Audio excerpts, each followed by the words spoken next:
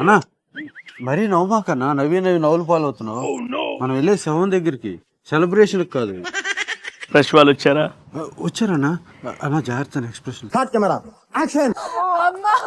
తల్లికి వందనం రాలేదు. ఈ కూటమి ప్రభుత్వం మేలే ఇస్తా అన్నారు.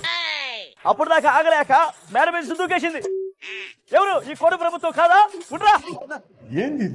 ఏం మాట్లాడుతున్నావురా నువ్వు తొందరపడి మేదాకా ఆగలేక ఆ మేడ మీద నుంచి నువ్వు కూడా దొరక్కో.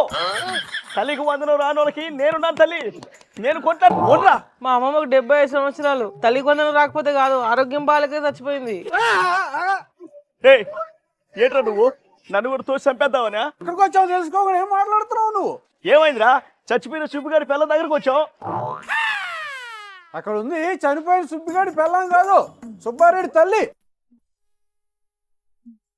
ఆ ఒక్క మాటతో లేచి 2 జేబుల్లో చేతులు పెట్టుకుని నడుచుకుంటూ వెళ్ళిపోతున్నాను. నేను ఎక్కడికి వెళ్తాను కూడా నాకు తెలియదు.